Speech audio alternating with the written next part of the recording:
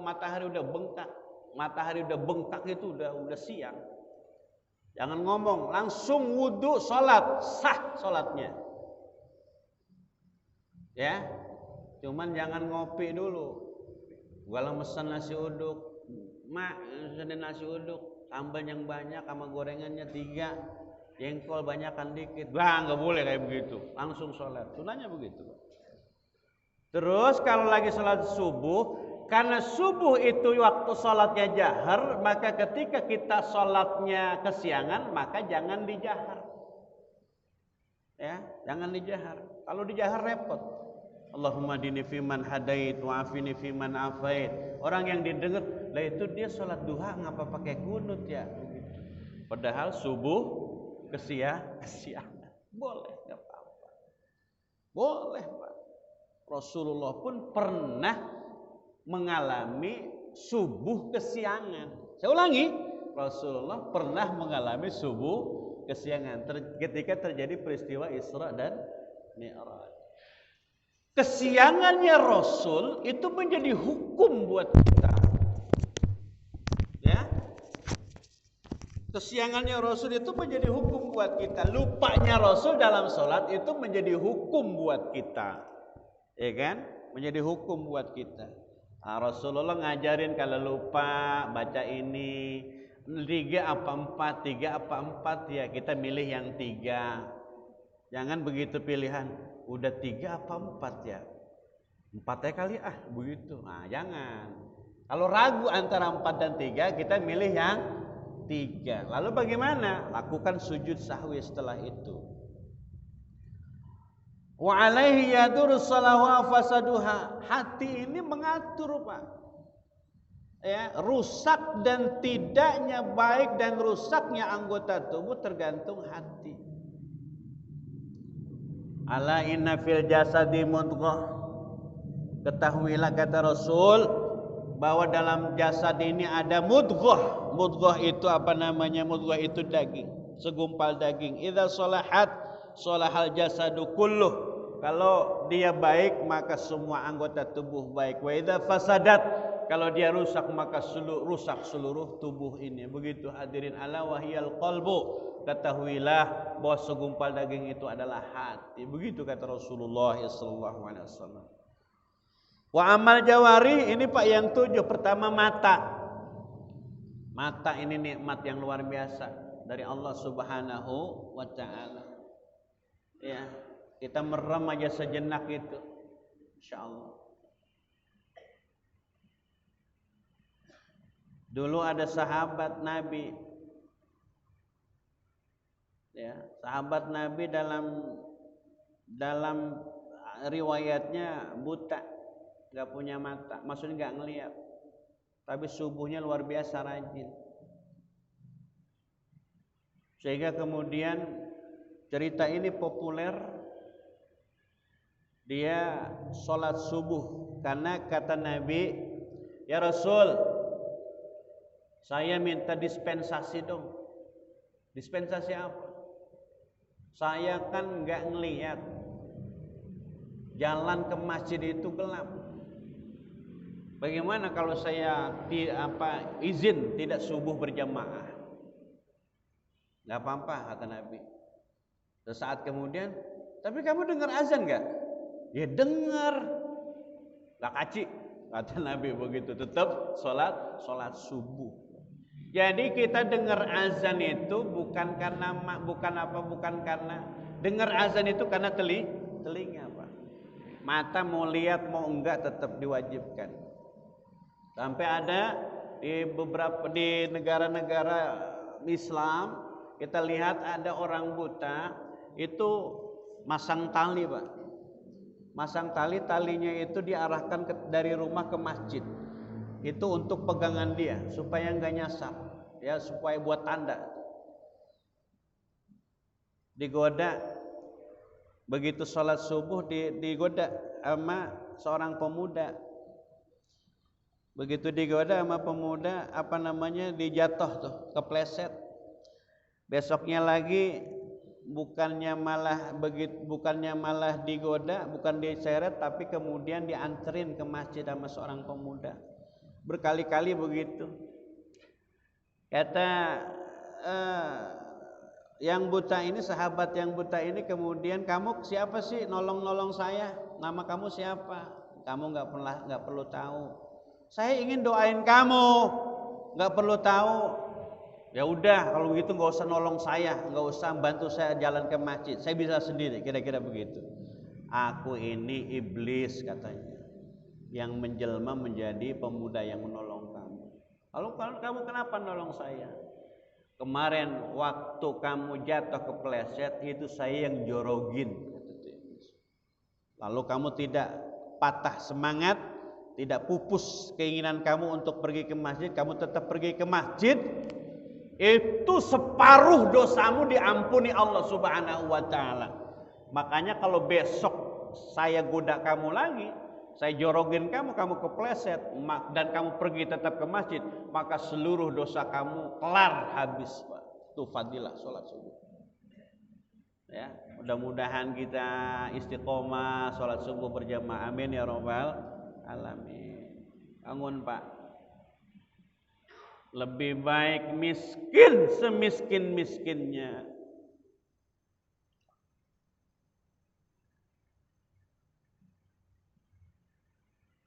lebih baik sengsara hidup kita, miskin kita, bangkrut usaha kita, daripada kita ninggalin sholat subuh. Kenapa? Pahala sholat subuh nggak kelihatan, tapi jaminannya adalah apa kata Rasulullah? Rakaat fajr khairum minad dunya wa ma fiha. 2 rakaat subuh itu sunnahnya saja lebih baik daripada dunia dan isinya. Memang orang sholat tidak jamin kaya. Jangan kemudian sholat pengen kaya, nggak ada ceritanya orang sholat kaya. Perkara kemudian berkah hidupnya itu hanya hadiah dari Allah Subhanahu wa taala. Tolak ukur sholat kita di subuh, ya. Tolak ukur kita sholat itu di subuh. Makanya usahakan subuh berjamaah. Pada pertemuan yang lalu apa, Pak? Man shalla subha fi jama'atin wala yafutuhu at-tahrim ma'al imam. Barang siapa yang sholat subuh arba'ina yauman 40 hari gak ketinggalan sama imam. Imam Allahu Akbar, dia Allahu Akbar, gak masbuk, maka Allah berikan 2 kebebasan. Yang pertama bebas dari neraka, yang kedua terbebas dari sifat munafik. Amin ya rabbal alamin. Berapa hari, Pak? 40 hari subuh berjamaah. Ustadz, subuh doang? Subuh itu patokan. Kalau subuh kita bisa berjamaah, maghrib, isya, zuhur, asar, insya Allah. Patokannya di subuh. Hitung mulai besok. Ya, hitung. Loh, ibadah hitung-hitungan Ustadz? Nggak apa-apa. Dulu ada santri. Ini santri senang sama anak kiai. Terus kan nyalai aturan, santri senang sama anak kiai, kan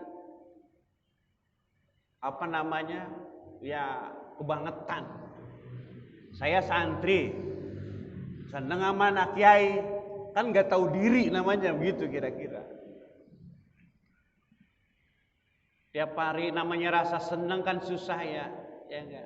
Anak kiai disenengin, emang rata-rata Pak anak kiai cakep. Karena tahu cara bikinnya. Kalau kita kan main nyemplak aja sama bini. Dalam hadis, kalau anak kita tak menyerupai bapaknya, itu berarti maaf, itu berarti lebih dulu laki yang keluar. Udah manggut-manggutnya ya romanya mau dipraktekin nih. Kalau anak kita lebih kepada perempuan, berarti maaf yang keluar dulu perempuan. Kalau anaknya mirip bapaknya, mirip emaknya, maaf lagi nih ya, maaf lagi berarti keluarnya bareng. Silahkan itu, mak, anak pengen kayak saya apa, kayak kamu gitu. Kayak saya aja, orang bapaknya jelek. Cerita marah. Yang saya ceritakan ini hadis sahih, ya, bukan katanya, ya, bukan katanya. Silahkan praktekkan. Tapi jangan berharap, wah, berarti anak kita cakep. Lihat dulu bapaknya. Kalau bapaknya keling ya keling. Kita hadirin jamaah. Santri, balik lagi ke santri. Ini santri senang, santri senang sama anak kiai. Akhirnya tahu, pura-pura si santri ini biar deket sama anaknya kiai, dia jualan air.